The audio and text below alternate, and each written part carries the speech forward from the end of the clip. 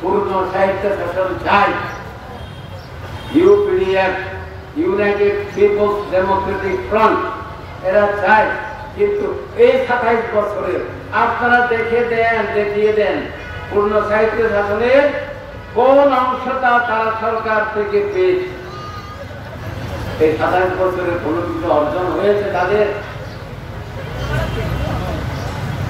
অর্জন তো কিছুই হয় নাই। শুধুমাত্র লেজুর বৃত্তি করা, দালালি করা ছাড়া তো আমরা কিছু দেখছি না।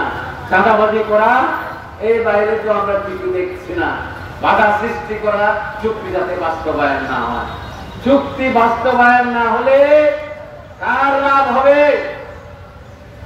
সেটাকে ইউপিডিদের লাভ হবে, সেটাকে আদিবাসীদের, পাহাড়ের আদিবাসীদের লাভ হবে, না আর কার লাভ হবে? তাহলে কার স্বার্থে ইউপিডিএফ, কার স্বার্থে কাজ করে? আজকে আমাদের বুঝতে হবে।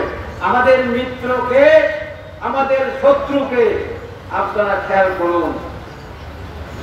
83 সালে আমাদের গৃহযুদ্ধের সময়ে আমাদের কর্মীরা পর্যন্ত বিভ্রান্ত ছিল, আসলে কোনটা সঠিক, এমএল লামার নেতৃত্ব সঠিক নাকি বিবেকপন্থী গিরি প্রকাশ দেবেন চক্রের লাইন সঠিক?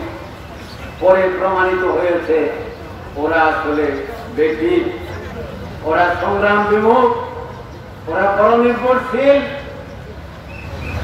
ওদের সাহস নাই, বাস্তবতা বিবর্তিত চিন্তা ভাবনা, স্বার্থপর।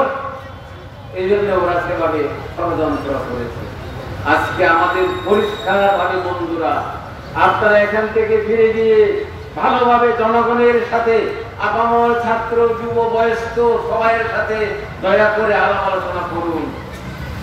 আলাপ আলোচনা করুন, ওনাদেরকে বুঝিয়ে দিন, ইউপিডির লোকদেরও বুঝিয়ে দিন আমাদের কোনো অধিকার নাই এই বিরোধিতা করা। তোমাদের পূর্ণ সাহিত্য শাসনের অধিকার তোমরা লড়াই করো, কিন্তু কাউকে বাধা দেওয়ার তোমাদের সে অধিকার কে দিয়েছে? এটা অধিকার কারণ ওদের নাই।